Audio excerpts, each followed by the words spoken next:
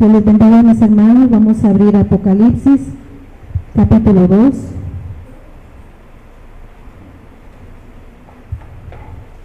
Me sigue con su vista, vamos a ver el versículo 1 al 7.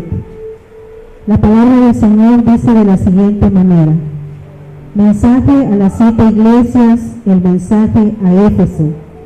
Escribe el ángel de la iglesia en Éfeso, el cual tiene las 7 estrellas en su diestra, el que anda en medio de los 7 candeleros de oro, dice esto: yo conozco tus obras y tu arduo trabajo y paciencia, y que no puedes soportar a los malos, y has probado a los que se dicen ser apóstoles y no lo son, y los has hallado mentirosos, y has sufrido y has tenido paciencia, y has trabajado arduamente por amor de mi nombre, y no has desmayado.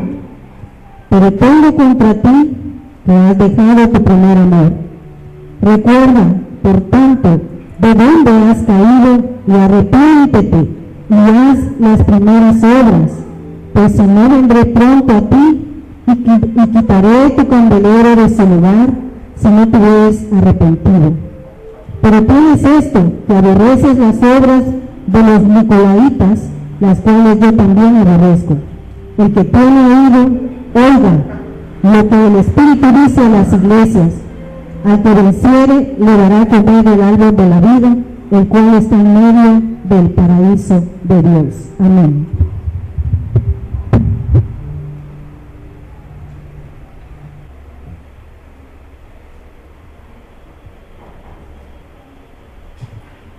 Cuando yo recibí al Señor el 27 de septiembre de 1985, estuve en el Hotel Presidente en un desayuno que me habían invitado. A mí, cuando me hablaron de esto, pues yo decía que ir al Hotel Presidente, ir a desayunar, ¿verdad? Y me dice el Señor: no tenga pena, eso no lo va a cancelar usted, sino que eso lo voy a cancelar yo, usted va a ser mi invitado. Y fui y escuché el testimonio y cómo de verdad las cosas que habían sucedido en algunos casos. Y lo importante que quiero contar es esto, que sí acepté al Señor en ese día. Cuando escuché el testimonio, me impactó de cómo un matrimonio había dicho que ya estaban por romper su matrimonio, pero que buscaron a Dios y Dios los ayudó, y otro había dicho de cómo lo había sacado del alcoholismo. Dos testimonios, y cómo el Señor cambió su vida. Y los dos mencionaron esto del cambio de vida, y por esa razón yo estaba buscando a Dios, porque yo quería cambiar mi estilo de vida. Y acepté al Señor gracias a Él, y pasó todo esto. Pero lo que quiero decirles es que cuando yo recibí al Señor ese día, yo sentí que me habían quitado un gran peso encima, y yo me despedí de todos y toda la cosa allí. Y cuando yo salí a la calle, y yo tenía un gran contentamiento, una gran cosa que sentí en ese momento, que salí corriendo desde el Hotel Presidente hacia abajo, pero por la acera, pasé corriendo, me pasé las dos calles, y llegué hasta a la Feria Internacional, o al CEFCO, como algunos lo conocen ahora. Salí corriendo, contento.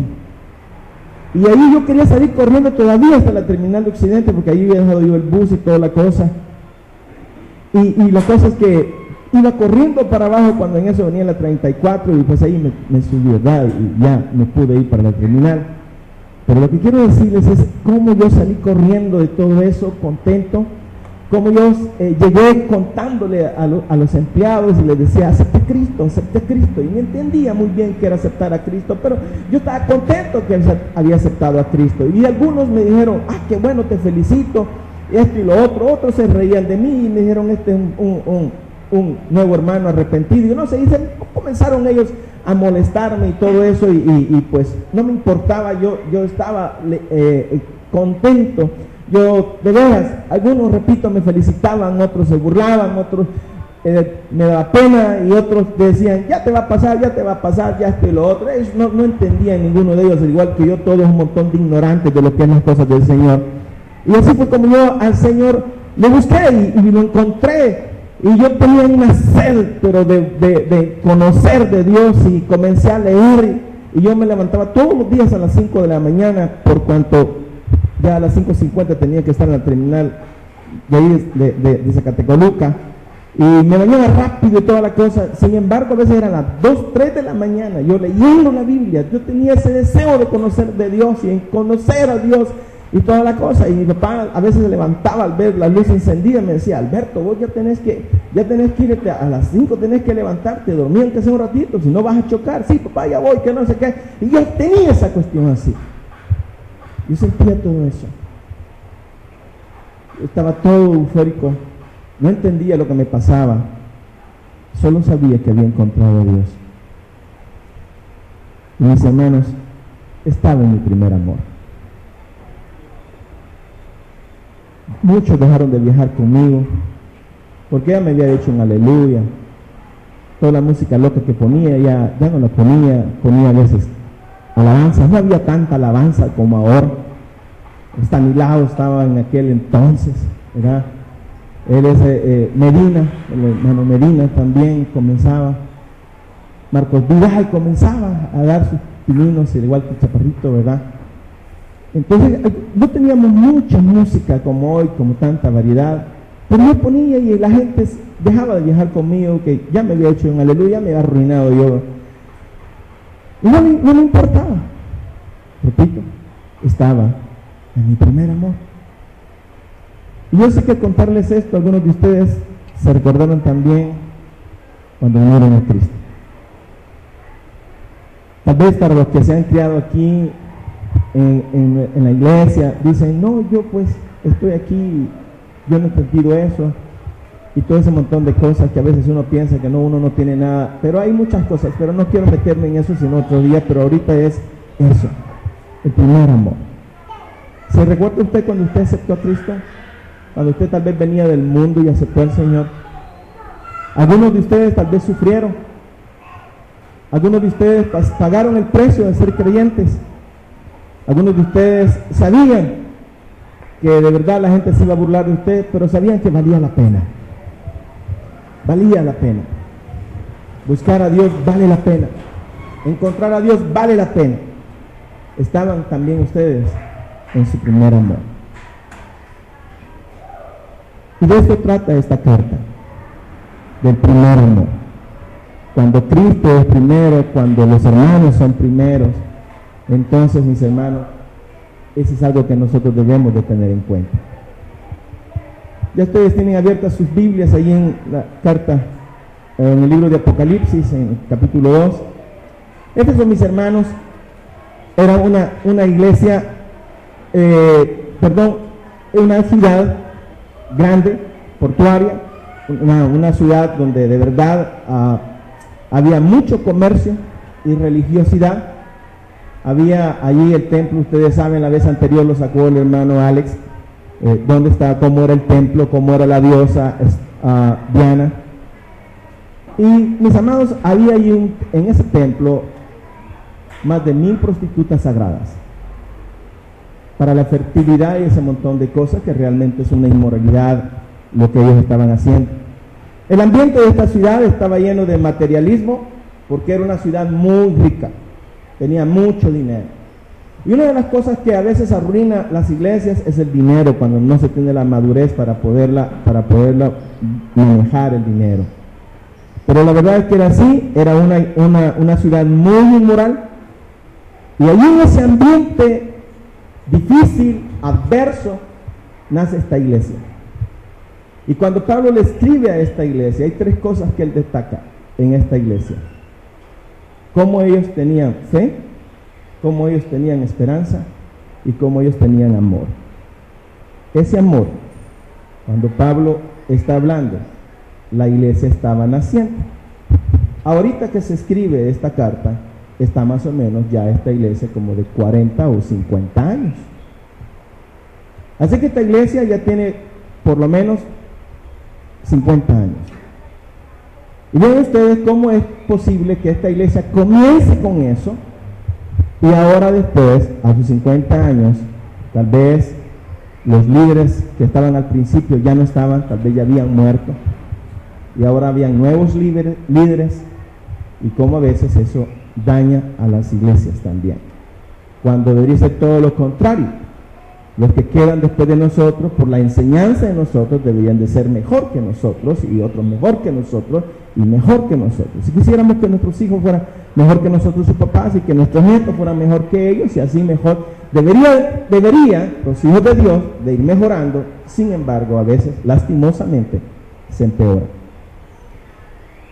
El nombre Éfeso significa, mis hermanos, deseable, amada, una ciudad amada, o una ciudad deseable, pero con un deseo ardiente por la ciudad, o sea, amar a la ciudad de tal manera que se da todo por ella. Y eso significa Éfeso. Y eso es lo que está sucediendo aquí con esta iglesia, mis hermanos. Y describe de veras el primer ciclo donde estaban los apóstoles y luego después las otros. Y esta iglesia se caracterizó por un profundo amor y un ardiente celo por el Señor Jesucristo al principio, y de verdad ellos habían tenido una inflexible oposición a los falsos maestros y a las doctrinas cerradas. Ellos se habían mantenido, y son de las cosas que el Señor mantiene, pero habían dejado su primer amor. Por eso, mis hermanos, escuchemos atentamente lo que el Señor nos dice. Eso significa el que tenga oídos para oír, oiga.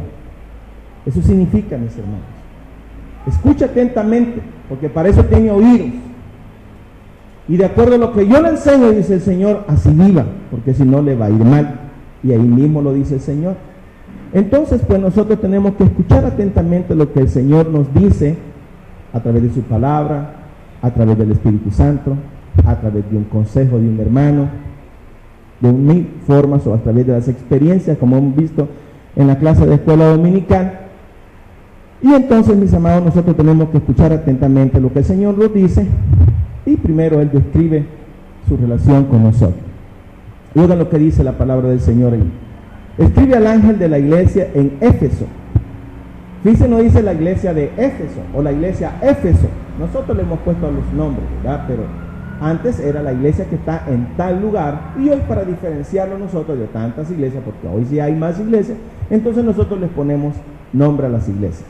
Pero esta debería ser la iglesia que está en la San José 2. Así debería llamarse esta iglesia, ¿verdad? Pero nosotros, para diferenciarla por las demás, le ponemos Alfa y Omega I de la Misión Centroamericana, porque esa es la denominación que pertenecemos. Entonces el Señor dice: escribe al ángel de la iglesia en Éfeso, el que tiene las 7 estrellas en su diestra, el que anda en medio de los 7 candeleros de oro, dice esto. Y ustedes saben que las 7 estrellas representan a los siete ángeles, y no son ángeles, porque la palabra ángel significa mensajero. Entonces el Señor está enviando las cartas a los pastores de estas iglesias. Entonces el Señor está haciendo eso, y quiere el Señor a cada una de estas iglesias, los pastores, que atiendan lo que Él está diciendo, porque tanto, me imagino en este entonces, que tanto el pastor como la iglesia habían dejado su primer amor. Entonces el Señor envía a Él, pero también es para toda la iglesia. Y el Señor lo está diciendo hoy a través de su servidor, pero es para todos nosotros, mis hermanos. Y una de las cosas que tenemos que ver nosotros es que la responsabilidad es de los pastores, no es de nadie más, mis hermanos. La responsabilidad de ver por este rebaño es de su servidor. Que Dios en su gracia pone líderes para ayudar, eso es cierto, pero la responsabilidad es mía, no de nadie más. Y soy yo quien tengo que ver que las cosas funcionen bien, soy yo quien tiene que ver que no nos salgamos de la doctrina, que no nos alejemos del Señor. Es el Señor quien me ha dado ese privilegio a mí, mis amados, no a nadie más. Entonces, esa es una de las cuestiones que usted tiene que saber. Y el pastor tiene la responsabilidad de cuidar, alimentar, proteger y curar a sus ovejas. Y Dios cuida de sus mensajeros. Y como alguien escribió y dedicó esto, en Salmo 105:15, dice: no toquéis a mis ungidos, no hagan daños a mis profetas. Mis hermanos, soy yo quien tiene que ver esto, de cuidarlos a ustedes, y es Dios quien se encarga de cuidarme a mí. Entonces Dios siempre está cuidando a su iglesia. Dios siempre está presente en su iglesia, Dios tiene cuidado de su iglesia, y Dios quiere que su iglesia esté consciente de estas cosas. Entonces, pues, al comienzo de la carta, el Señor hace recordar a la iglesia algunos detalles de su persona, el que tiene las 7 estrellas en su diestra. ¿Qué significa eso de que Dios tiene las 7 estrellas en su diestra? Mis hermanos, eso es lo que significa es que Dios tiene a los pastores de las iglesias en su mano derecha. Él es quien los protege, Él es quien los guarda. Es Dios quien protege a sus siervos, es Dios quien vela por sus siervos. Entonces, mis amados, es algo que nosotros tenemos que tener presente, porque Dios está consciente de eso y lo hace ver y lo hace saber a la iglesia. Pero también, mis hermanos, la palabra que tiene aquí en original es krateo, que está relacionado con la palabra kratos, que significa poder. Él tiene poder y Él con poder guarda sus 7 estrellas. Eso significa que tiene poderosamente el Señor, o sostiene poderosamente, fuertemente a las 7 estrellas en su mano. Y Cristo, pues, mis hermanos, tiene a todos sus siervos en sus manos y es el que da también seguridad al creyente, pero también a la iglesia. Es el Señor quien los tiene a ustedes en su mano, mis hermanos. Y recuérdense ustedes en Juan 10, 27 o 28, 29. ¿Qué dice el Señor ahí? ¿Mis ovejas qué, mis hermanos? Oyen mi voz. Y yo las conozco, me siguen, le doy vida eterna. Dice, y nadie las arrebatará de mi mano. Nadie puede arrebatarnos de la mano de Dios. Usted está protegido en las manos de Dios. Usted está protegida en las manos de Dios. Entonces no se preocupe que la situación está difícil. Sí, Dios nos ha dado sabiduría, inteligencia para saber cuándo es prudente salir, dónde es prudente salir, cómo es prudente salir. Pero también nosotros tenemos que confiar que Dios, a pesar de cómo puede estar afuera, Dios nos protege. Y nosotros las ovejas del Señor estamos en sus manos. Y después más adelante el Señor dice que también estamos en las manos, y su Padre que es mayor, dice, también las tiene nosotros. Hermanos, entonces imagínense ustedes, si ustedes y yo estamos en las manos del Señor, pero también a la vez de que estamos en las manos de Cristo, estamos en las manos del Padre, ¿cómo cree usted que están esas vidas, la suya y la mía? ¿Será que alguien nos puede hacer daño si Dios no lo permite? Hermanos, nadie puede hacernos daño si Dios no lo permite. Así que si usted está en las manos de Dios, si usted está protegido en las manos de Dios, si esta iglesia está en las manos de Dios, entonces, mis hermanos, nadie nos puede hacer daño si Dios no lo permite, si Él no lo quiere. Y eso es lo que nosotros tenemos que entender y comprender, mis amados. Entonces, fíjense en esto. Las 7 estrellas, como dije, simbolizan los 7 ángeles, los 7 mensajeros que el Señor tiene en cada una de las iglesias, y Cristo lo tiene poderosamente en sus manos. Estar en las manos del Señor, dijimos, es tener seguridad. Sin embargo, esta palabra también es una advertencia al creyente y a la iglesia de que estamos bajo la autoridad de Cristo. Sí es cierto que estamos en las manos del Señor y el Señor nos protege, pero también otra cosa, mis hermanos, que estamos en las manos del Señor y Él nos puede disciplinar también. Él tiene autoridad sobre nosotros. Cristo es la cabeza de la iglesia. Él es quien manda, Él es quien dirige en la iglesia. Entonces nosotros tenemos que tener cuidado en ese sentido. Sí, Dios me protege, bendito sea su nombre, gloria sea su nombre, alabado sea su nombre por eso. No hay quien me pueda hacer daño si mi Señor no lo permite. Pero también yo estoy bajo la autoridad de mi Señor. Y Él puede disciplinarme, o Él puede disciplinarnos si nosotros nos desviamos de sus valores, de sus principios, de su palabra. Por lo tanto, nosotros tenemos que tener ese cuidado, mis hermanos. Y por eso dice así, el que tiene las 7 estrellas en su diestra.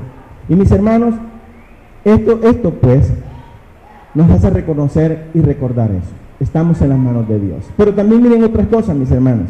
El que anda en medio de los 7 candeleros de oro. ¿Quiénes son los candeleros? Las iglesias. ¿Qué hace un candelero? Alumbra, ¿verdad? Y eso es lo que, ese es, mis hermanos, el principio. Eso es lo que nosotros tenemos que hacer aquí, alumbrar. Si usted se fija afuera, por medio de la tele, la música, la radio, todo esto es un montón de corrupción, de inmoralidad y de todo. Y lastimosamente, aún nosotros, que somos candeleros, que debemos de alumbrar, que tenemos que presentar a Cristo, a veces estamos disminuyendo nuestra llama. Y que jamás, primero Dios, esta iglesia deje de alumbrar. Porque si no cumple su propósito, Dios quita lo que no cumple su propósito. Si Dios lo ha dejado a usted aquí para dar fruto, debe dar fruto.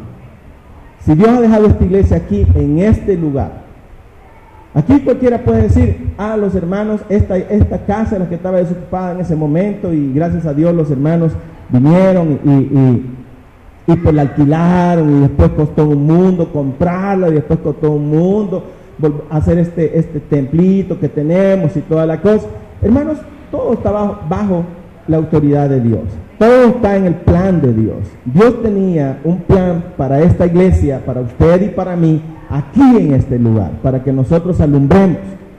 Y a pesar de cómo está la situación, a pesar de cómo están muchas iglesias que están permeando en ellas muchas falsas doctrinas, por la gracia de Dios nos hemos mantenido.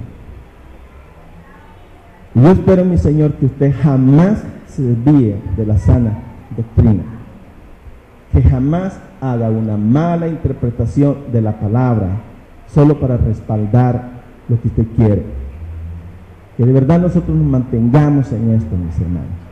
Y si usted se fija, donde se está haciendo muchas cosas que no se deben de hacer, ellos siempre sacan la Biblia. Y ellos, cuando las personas no saben interpretar la palabra correctamente, cuando no se interesan en entender la palabra, entonces ellos aceptan cualquier cosa que les digan. Nosotros todos debiéramos preocuparnos para ver qué dice la palabra de Dios. Hermanos, tenga cuidado en eso. No acepte todo lo que se enseña. Escudriñe la palabra. Pregúntele a Dios si estamos en lo correcto. Si no estamos en lo correcto. Entonces nosotros siempre tenemos que mantenernos en esto, mis amados. Tenemos que decirle al Señor. Tenemos que saber. El Señor Jesucristo dice que se pasea en medio, o el que anda en medio de los 7 candeleros. Y pues, mis amados, el Señor anda aquí, el Señor está aquí, sus ángeles están con nosotros.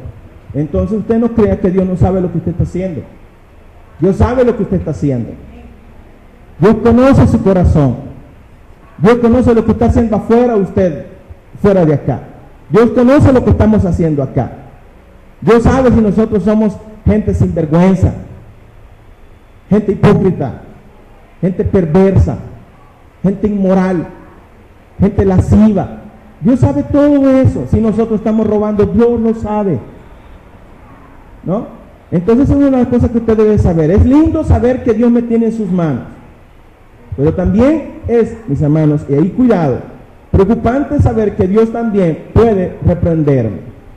Y por eso Santiago dijo, si ustedes llamáis Padre a aquel que sin acepción de persona juzga a cada uno según sus obras, conducidos, dice él, con temor y temblor todo el tiempo de vuestra peregrinación.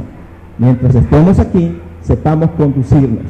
No podemos nosotros querer hacer cosas allá afuera, practicar pecados afuera y venir aquí y creer que Dios no va a llamarnos la atención.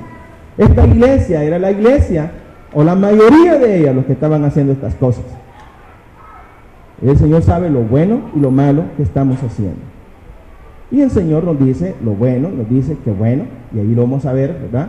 Pero también nos dice, pero, y siempre hay un pero, lastimosamente. Mientras estemos aquí, yo creo que siempre van a haber peros, mis hermanos. Hasta que estemos con el Señor, ya no van a haber los peros, porque ya no tendremos esta naturaleza pecaminosa, ya no estaremos nosotros haciendo lo malo, como a veces hacemos, queriendo o no queriendo. Entonces, Dios tiene autoridad. El Señor Jesucristo tiene autoridad sobre su iglesia, y es lo que nosotros tenemos que tener siempre presente.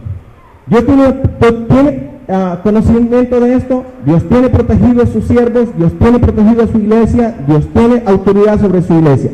Son las cosas que tenemos que saber. Y lo segundo que tenemos que saber, mis hermanos, es que reconoce nuestro trabajo. Versículos 2, 3 y 6. Dios, dijo Pablo, Dios no es injusto para olvidar la obra de amor. Dios sabe lo que usted está haciendo. Dios sabe por qué lo está haciendo, para qué lo está haciendo. También eso es la cuestión, mis hermanos. Una de las cosas que tenemos que tener cuidado nosotros es que no solamente que estamos haciendo algo, sino por qué lo estamos haciendo, para qué lo estamos haciendo. Dios nos impresiona porque nosotros estemos cantando y toda la cosa, hasta podríamos, digámosle así, llorar y todos nosotros podríamos estar conmovidos por eso. Pero si además de lo que estamos haciendo, o fuera de lo que estamos haciendo en este momento, nosotros Dios conoce en primer lugar la actitud con lo que está haciendo usted. Dios conoce su corazón. Y Dios conoce lo que está haciendo usted allá afuera. Entonces Dios no puede ser burlado. Y eso es lo lindo de nuestro Dios, que no puede ser burlado. Y tarde que temprano, mi hermano, mi hermana, yo quiero decirle, Dios le va a pasar la factura. ¿Usted cree que no? Pero si Dios no le pasa la factura a ustedes, quiere decir que usted se puede burlar de Dios. Y quiero preguntarle una cosa, ¿habrá alguien que se burle de Dios? ¿Qué, hermano? No. ¿Saben? Esta iglesia está en el año 40, 50, más o menos aquí. Y esta iglesia no hizo lo que debía de ser. 300 años más tarde, esta ciudad es destruida por los musulmanes. Y esa iglesia fue destruida también. Si esa iglesia fue destruida, quiere decir que no hizo lo que debería de ser. Tal vez estas personas, cuando Pablo envió esta carta, los que estaban ahí comenzaron y quizás se arrepintieron, pero luego nuevamente, si no se tiene cuidado, si no hay alguien que está cuidando al rebaño, mis hermanos, como cada quien quiere hacer lo que quiera, entonces siempre es una cuestión que se va desviando. Pero vean ustedes eso. Lo importante es eso, que aunque Dios se tarde 2, 3, 5, 8, 15, 20 años, si usted sigue pecando, si usted ha pecado y no se arrepintió, sino que lo que usted tiene miedo es que alguien le descubra, que alguien vea lo que usted está haciendo, yo quiero decirle que tarde que temprano Dios va a sacar a luz su pecado. Y entonces usted va a ser avergonzado o va a ser reprendido por el Señor de otra manera. Entonces tenemos nosotros que saber eso, que Jesucristo se pasea en medio de su pueblo. Jesucristo sabe, nuestro Señor, lo que su pueblo está haciendo.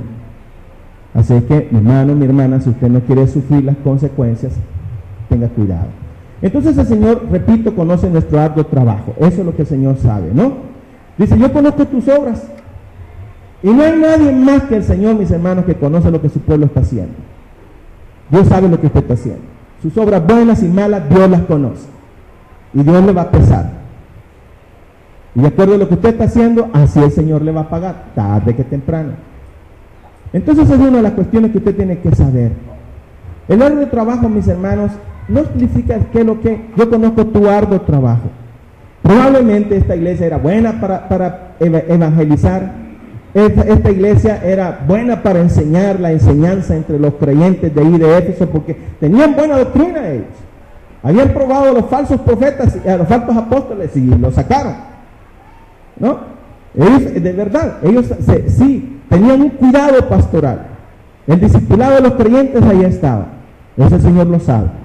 Todo lo bueno que usted está haciendo, Dios lo conoce. Dios lo sabe. Dios no es injusto para olvidar eso. Pero Él pesa las dos cosas. Lo bueno que usted está haciendo y lo malo que usted está haciendo.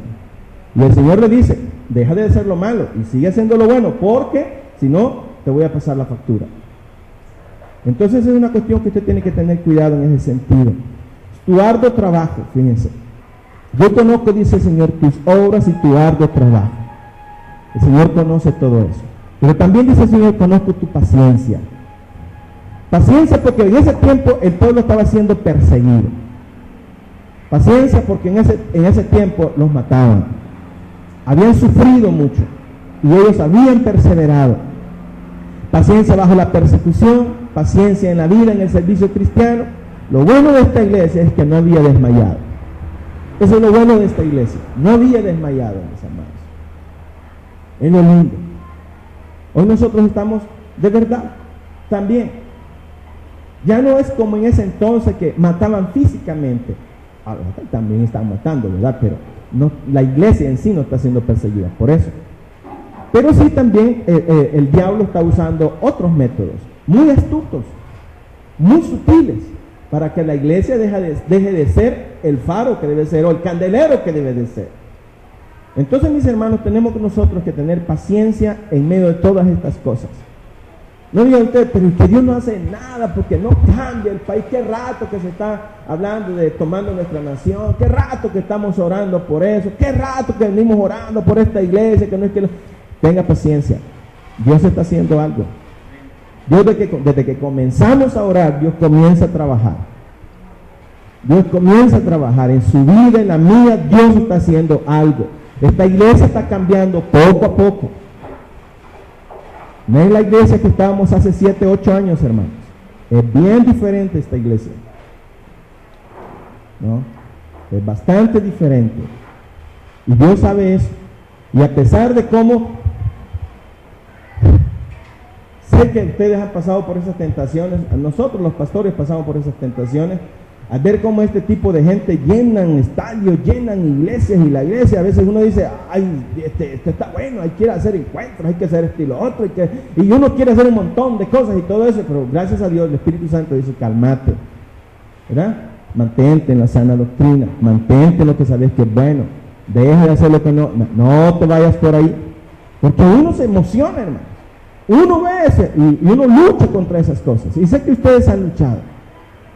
Probablemente han tenido deseos de irse a este tipo de iglesias bendecidas, ¿verdad?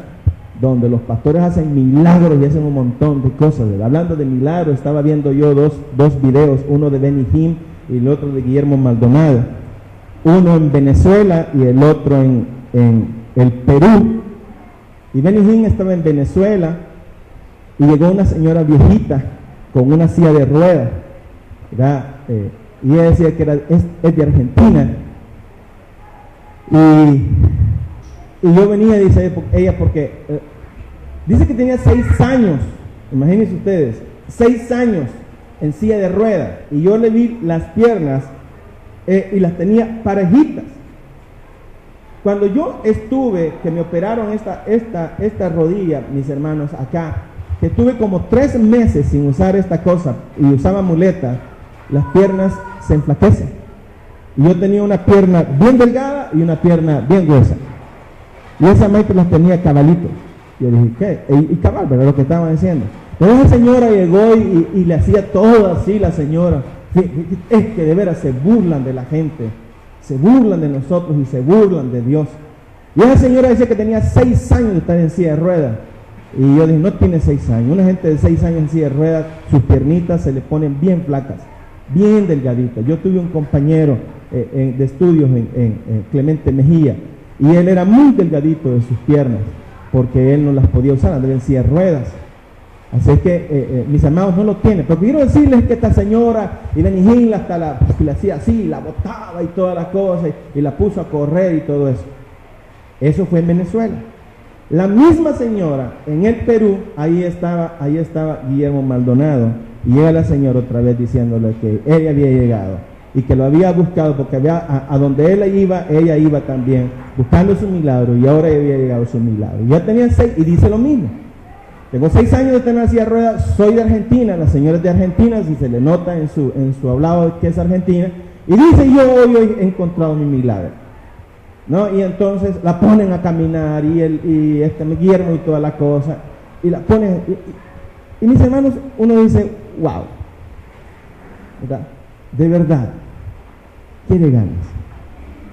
¿No? ¿Cómo mienten a la gente?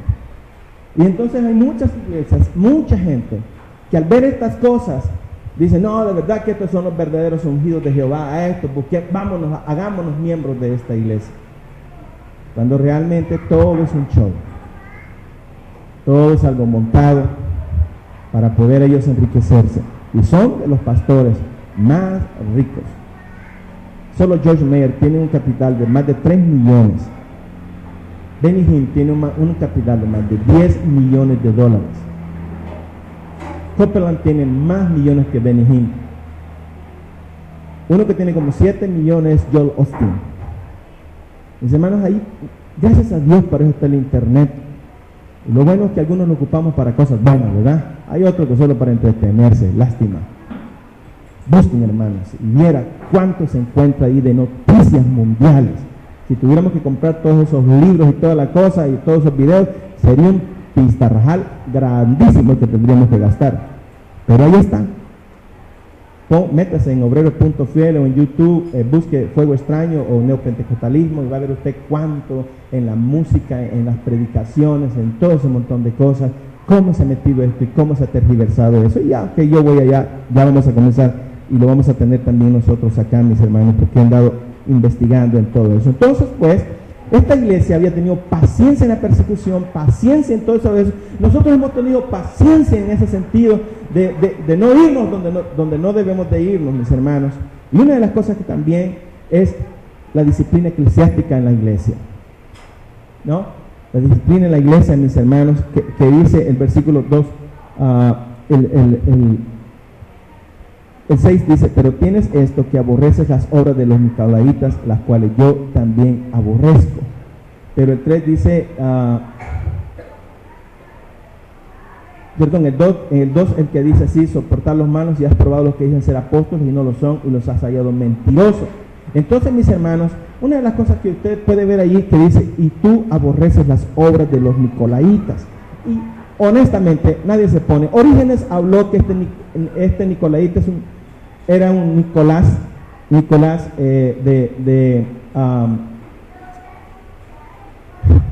¿cómo se llama esta ciudad donde nació la iglesia? Se le llamó cristiano por primera vez, Antioquía. Gracias por quererme ayudar, pero ya me voy a acordar. Este Nicolás nació de ahí, y muchos creen que lo que este nicolaíta hacía es que era un inmoral, era un inmoral. Y entonces una de las cosas que casi todos mencionan, y es digno de mencionar también, y él dice, una cosa que todos tienen, dice la iglesia, que ustedes aborrecen las obras de los nicolaítas. No dicen ustedes aborrecen a los nicolaítas. Y eso es importante ver. Dios no aborrece, Dios no odia a la gente. Dios aborrece el pecado. Dios ama a la gente. Y al igual que nuestro Dios, también nosotros debemos de amar a las personas, aunque molesta, ¿verdad? E indigna, porque a mí, cuando yo veo en National Geographic, que a veces lo pongo y sale un hombre con un pelo parado que está con las cuestiones de los ovnis y de los alienígenas y todo, ese hombre de veras que cuando lo veo, no lo puedo soportar, ¿no? Pero al escuchar esto, veo que no debo de aborrecerlo a él, sino lo que está haciendo, y suplicarle a mi rey que un día tenga misericordia, que Dios tiene misericordia de todos, sino que él pueda venir al arrepentimiento, mis hermanos. Entonces, eso es importante que nosotros, y pues tiene discernimiento espiritual también esta iglesia. Y otra de las cosas que tenemos que ver, mis hermanos, y que escuchemos atentamente lo que el Señor nos dice, porque Él reprende nuestro pecado. Él reprende el pecado. Sí le dice cosas buenas a usted. Te felicito, hijo o hija, porque asistas a los cultos, porque eres esto, porque das diezmo y ofrenda, porque esto y lo otro. Pero, ahí hay un pero. Estás en pecado sexual, estás en pecado de que estás robando, estás en pecado de vicios, estás en pecado de mentira, de engaño. Entonces, Dios dice, sí, te felicito por esto y esto y esto, pero ahí está esto. Entonces, ese pero es el que tenemos que ponerle atención. Y cada uno de ustedes, mis amados, estoy seguro que están luchando con un pero. Tal vez sea el orgullo, tal vez sea la impaciencia, la falta de fe, la intolerancia, tal vez sea la arrogancia, tal vez sea que es tacaño o tacaña, que no da el diezmo al Señor. Yo no sé qué será. Pero ese pero, yo quiero decirle, Dios le está diciendo, ten cuidado con ese pero. Entonces el Señor dice eso. El Señor reprende el pecado. A pesar de ser una iglesia tan ejemplar, a pesar de ser una iglesia que de verdad había luchado y todo, tenía un defecto, había dejado su primer amor. Y no dice que ha dejado de amar a Cristo. No ha dejado de amar a Cristo. No dice ahí, y que tú me has dejado de amar. No dice eso. Dice, has dejado tu primer amor. Significa, no me amas como al principio. Ya estás dejando que la universidad, que el colegio, que el novio, que el dinero, el trabajo, el orgullo, la haraganería, la desobediencia te esté ganando, ¿no?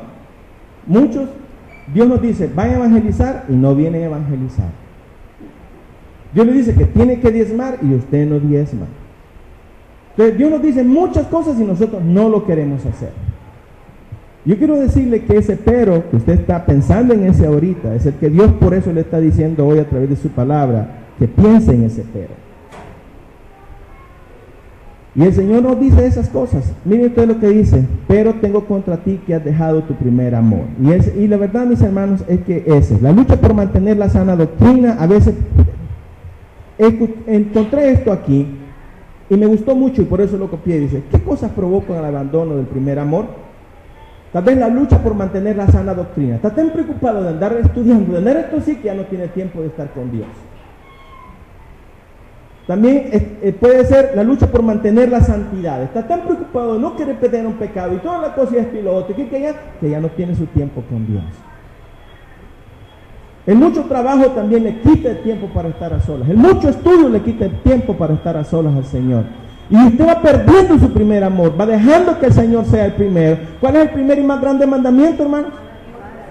Por sobre todas las cosas. ¿No? Dios tiene que ser el primero en su vida. No hay más. No, que yo amo a mi mamá, a mi tía, a mi hermano, a mi hijo, a mi hija, a mi esposo, a mi esposa, igualito que a Dios. Eso no se dice. Y hay mucha gente que ni sabe y le dicen a sus hijos, a sus padres, te adoro. Ni entienden realmente qué significa te adoro. Nosotros solo podemos amar, hermanos, a las personas o a las cosas, no adorar. Oigan, el único que es digno de adoración, ¿quién es, hermano? Es Dios. No le ande diciendo por favor a sus hijos, a sus nietos, a sus tataranietos, a sus abuelos, a sus primos, así, que te adoro. Te lo digo a la gente ignorante, pero los hijos de Dios no. Nosotros amamos a nuestros seres queridos, amamos a los amigos, a los hermanos, amamos con aquellos pero no nos adoramos. Adorar significa ponerse de rodillas y rendirle reverencia. Eso es lo que quieren decirle a sus hijos o a sus nietos o a sus mamás cuando le dicen te adoro, me hinco delante de ti y te rindo reverencia. Eso es lo que le está queriendo decir, ¿verdad que no? Pero como el mundo lo usa, venimos nosotros y lo usamos también. Entonces, mis amados, tenemos que tener cuidado de lo que nosotros decimos. Nosotros somos los hijos de Dios y tenemos que comportarnos y tener el conocimiento del Dios a quien nosotros servimos. Pues deje que la gente en su ignorancia pueda decir eso. Puede ser como que si usted me puede decir el día de mañana que tiene a sus hijos y que le va a poner un boleto con cositas rojas por si acaso, ¿verdad? No lo voy a hacer. Por el sí o por el no, mi hermano, usted no sabe, ¿verdad? Y como yo no sé ni usted sabe, entonces yo a lo mejor le pongo por si acaso. O le va a poner una su gargantilla aquí al niño o a la niña con un gran volado de ojo de venado aquí, ¿verdad? ¿Cómo cree usted que nosotros los cristianos vamos a hacer eso, hermano? De ninguna manera. Mi mamá le regaló una cosita de esas a mi hermano cuando mi mamá no era creyente. Explico, ¿verdad? ¿Cómo a la hermana, verdad? No, antes no era creyente. Y ella le regaló a Jorge Daniel una voladita así, o una cadena fue, ¿verdad? Cadena de esas, con esas voladitas rojas. Y me la regaló mi mamá. Le dije, gracias mamá, ¿verdad? Llegar a la casa, todo con la tenaza, todo quebrado, esos volados rojos, ¿verdad? Va, en el nombre de Jesús, fuera todo este montón de cosas. Y solo agarré el oro, ¿no? El oro que interesaba. Esas cosas rojas no importan, hermanos. Eso, nada de eso. Entonces, por favor, así como estas cosas, pues entonces también nosotros los creyentes nos debemos de decir, es de mantenernos en la sana doctrina, es de mantenernos en los parámetros de la palabra de Dios. Eso es hacer lo que estaba haciendo esta iglesia. Lo que no debemos de hacer es que hemos dejado nuestro primer amor. Yo al final voy a preguntar eso, pero ahorita quiero preguntar, solo para que usted esté pensando, ¿realmente usted, será que habrá dejado su primer amor? ¿Está tan apasionado con el Señor Jesucristo, tan deseoso de hacer su voluntad como lo estaba al principio? ¿Será que usted lee y ora, lee la Biblia y ora como lo hacía al principio? ¿Será que está tan dispuesto a servir ahora como lo hacía al principio? Si eso no es así, piense en lo que está haciendo usted, por favor. Entonces Dios reprende nuestro pecado. Somos tan ardientes y fervorosos en el Señor hoy como lo éramos en los primeros días de nuestra vida, y estas son las cosas que nosotros debemos de reflexionar Y hay otra cosa, mis hermanos, que el Señor hace. Nos exhorta a hacer lo correcto. Fíjense lo que Dios hace. Dios, la palabra de Dios es tan sabia. Yo de veras le rindo tributo a la sabiduría y la ciencia de mi Rey. Es tan lindo nuestro Dios. Él es tan sabio. Mire, primero, nos dice la relación que tiene con nosotros. Yo soy tu Rey, yo soy tu Señor, yo estoy en medio de ti, yo te tengo en mis manos, pero en mis manos te protejo, pero también te puedo reprender. Yo tengo autoridad sobre ti. Y eso fue lo primero que el Señor les dijo a los discípulos cuando ya el Señor resucitó. Toda potestad me ha sido dada en los cielos y en la tierra. Yo tengo toda autoridad, dice el Señor. O sea, el Señor tiene toda autoridad sobre nosotros. Y nosotros ahora no tenemos ninguna cuestión contra eso, ¿verdad? Pero mire, Dios describe nuestra relación, Dios reconoce nuestro pecado, nuestro trabajo, Él sabe, Él nos dice primero las cosas positivas, luego después nos dice las cosas negativas, lo que estamos haciendo, nos exhorta a hacer lo correcto. Y vean ustedes lo que dice ese versículo 5, dice el Señor, recuerda por tanto de dónde has caído y arrepiéntete. Oigan lo que eso, mis hermanos. Nosotros primero tenemos que recordar. Recuerde usted de dónde ha caído. ¿Qué hacía antes que no está haciendo hoy? ¿Qué está haciendo hoy que no debe de hacer que no hacía antes? Recuerde, piense. Eso es lo que está diciendo el Señor. Piensa en qué estás haciendo hoy que no debes de hacer. O piensa qué no estás haciendo hoy que deberías de hacer. El Señor no está diciendo eso a usted y a mí. No se lo está diciendo solo a los ancianos, a los diáconos y al pastor, a los maestros. No, se nos dice a todos, desde el más pequeño hasta el más grande. A unos por chiquitos y al otro por grandes. Dios nos está diciendo a todos. Aquí no hay ninguno entre nosotros que tenga cuello con Dios que le diga, Señor, esto es para esto, pero yo voy a vivir aquí como yo quiera, yo sé que tú me amas y que yo siempre voy a ser la niña o el niño de tus ojos. No es así. Me encanta una parte de Ezequiel que dice el Señor que está haciendo lo malo y se arrepiente, Él va a tener misericordia de él, pero quien ha venido haciendo lo bueno y hace lo malo, el Señor lo va a castigar. Por muchas cosas buenas que hizo antes, pero si él está haciendo lo malo, el Señor lo va a castigar. Por muchas cosas malas que hizo antes, pero si se arrepiente y ahora está haciendo las cosas buenas, Dios lo va a bendecir. Miren cómo es Dios, mis amados. O sea que con Dios nadie tiene cuello. La cosa es que nos portemos bien, que hagamos y obedezcamos lo que el Señor nos está diciendo. Luego después de recordar, de pensar, de tener en mente que estoy haciendo mal, ¿cuál es lo que sigue, mis hermanos? Arrepiéntete. ¿Qué significa arrepentirse? Mis hermanos, ¿qué significa arrepentir?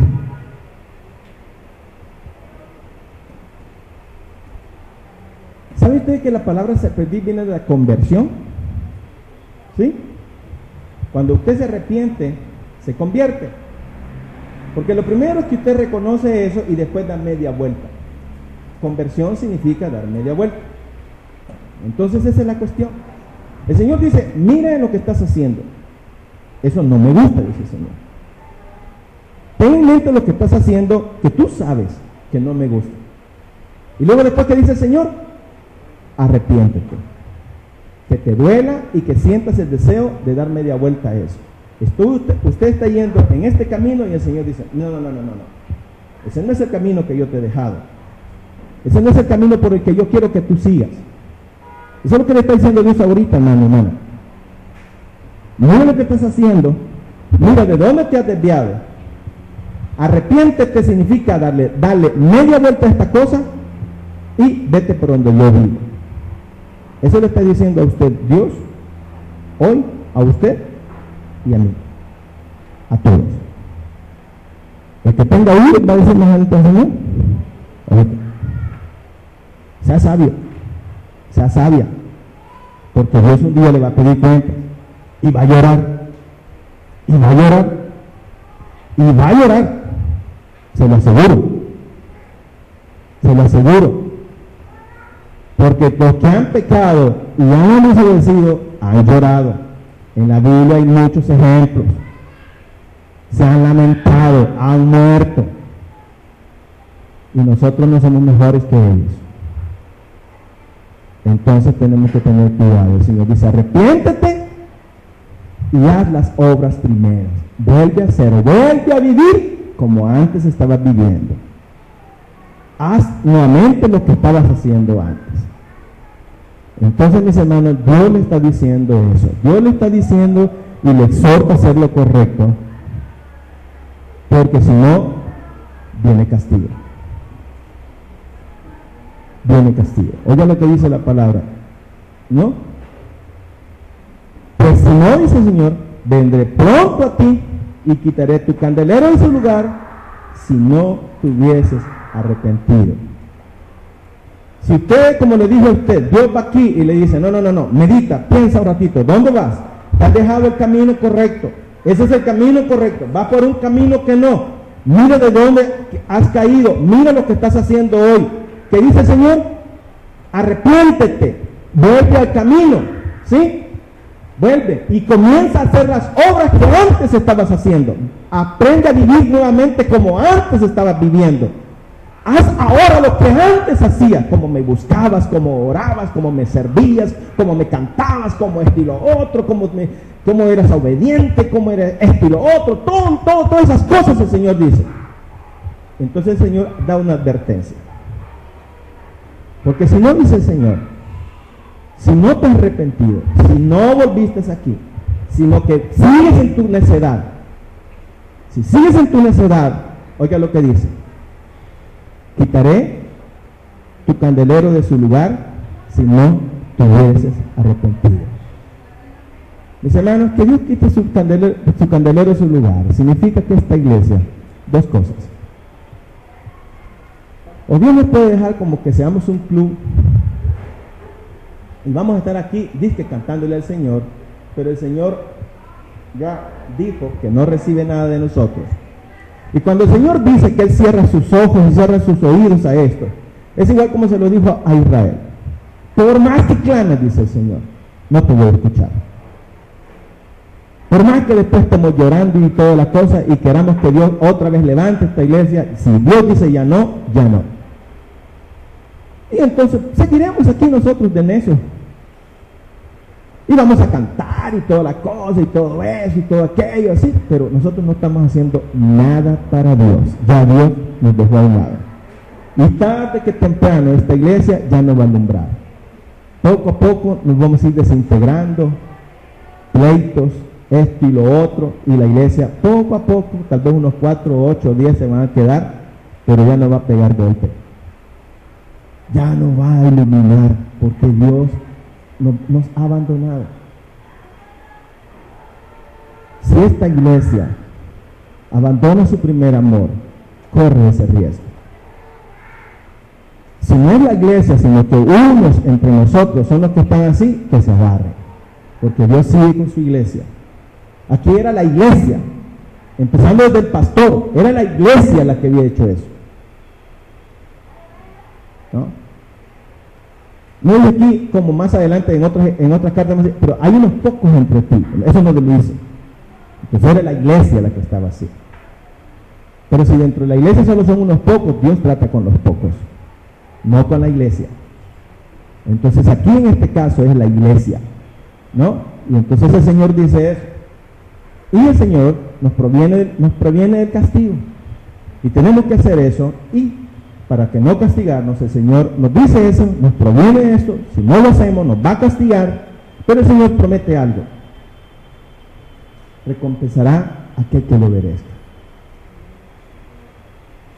Si usted va por aquí, y ahora este día Dios, por medio de este mensaje de una de sus iglesias, usted reconoce que está pecando de una u otra manera, y el Espíritu Santo le redarguye, y usted dice: Señor, perdóname. En el amor de Dios, no piense que soy yo quien le está diciendo esto, hermano. Oiga, no diga: ay, hermano, quiere que yo deje lo malo. Hermano, piense que yo le voy a hacer caso a él. No soy yo, hermano lindo. Yo, si no estuviera predicando la palabra de Dios, yo estaría en otros chunchos. Yo estaría en otro trabajo. Y no me importaría su vida, porque no lo conocería. Pero es Dios quien me trajo aquí, es Dios quien me puso aquí, y es Él quien puso esto, porque es la palabra de Dios la que yo estoy hablando, solo se la estoy explicando. Entonces es Dios quien está tratando con usted en este momento. Y dice Dios, si tú me obedeces y vienes acá y reconoces y te arrepientes y vuelves, yo te bendigo, dice el Señor. Yo te bendigo. Por tu obediencia te voy a bendecir. Así que no soy yo quien lo va a bendecir, mis hermanos. Yo no tengo poder para bendecirlos a todos, en el sentido de darle a todos, cuidarlos a todos, protegerlos a todos, proveerles a todos. Eso solo nuestro Dios lo puede hacer. Ningún ser humano puede hacer eso. Entonces, mis amados, Dios va a recompensar. Y miren lo que dice. Por esto dice que recuerda por tanto donde es que yo arrepiéntate y quitaré tu cuadrero, pero si tienes esto que aborrece las horas, ya lo dijimos, el que tienes oído, dice, oiga lo que el Espíritu dice a las iglesias. Y oiga, ahí está, el que venciere, ¿sí? Al que venciere le daré de comer del árbol de la vida, el cual está en medio del paraíso de Dios. ¿Qué significa esto, mis hermanos? Al que venciere es el que le obedece al Señor, y el que le obedece es el que es verdadero y la verdadera hija de Dios. Por eso es que esta persona va a estar con Dios y va a estar en el reino de Dios. Entonces, mis hermanos, en conclusión, alguien escribió esto y me gusta y se los expreso. ¿Cómo pues puedo saber si he perdido mi primer amor? Porque alguno puede decir, hermano, pero ¿cómo puedo saber? Cuando mi deleite en el Señor ya no es tan grande como mi deleite por las personas o las cosas del mundo, he perdido mi primer amor. ¿Se acuerdan ustedes que el pasaje que dice, deleítate a sí mismo en Jehová y Él te concederá las peticiones de tu corazón? Pero si usted ya no es su deleite buscar a Dios, servir a Dios, estar con Dios, sino que usted está en otras cosas y lo que le sobra de tiempo le da a Dios, usted ha perdido su primer amor. Cuando mi alma no anhela la comunión íntima con Dios a través de la oración o la lectura de su palabra, cuando me cuesta un mundo y no lo hago, yo he perdido mi primer amor. Cuando mis pensamientos o mis momentos, en mis momentos de descanso, no los dirijo al Señor, no estoy con mi Señor, ni siquiera me acuerdo de Dios, he perdido mi primer amor. Cuando me excuso fácilmente diciendo, es que soy humano, y cuando caigo fácilmente en cosas que yo sé que no le agradan al Señor, y aún así las hago, he perdido mi primer amor. Cuando me cuesta dar con alegría para la obra del Señor o para las necesidades de otros, he perdido mi primer amor. Cuando dejo de tratar a mis hermanos cristianos como trataría al Señor, he perdido mi primer amor. Cuando empiezo a ver los mandamientos del Señor como legalismo o demasiadas restricciones para mi felicidad, he perdido mi primer amor. Cuando me preocupo más por quedar bien con la gente del mundo o con los cristianos, en lugar de buscar la aprobación de Dios, he perdido mi primer amor. Cuando dejo de dar a conocer al Señor por temor a ser rechazado, es decir, no predico, no evangelizo, he perdido mi primer amor. Cuando me niego a dejar que algo que está ofendiendo a un hermano más débil y no me interesa, sino que me interesa lo mío, he perdido mi primer amor. Cuando me vuelvo complaciente hacia el pecado que me rodea y me gusta, he perdido mi primer amor. Cuando no puedo perdonar a alguien que me ha ofendido, he perdido mi primer amor. Mi hermano, mi hermana, ¿ha perdido usted su primer amor?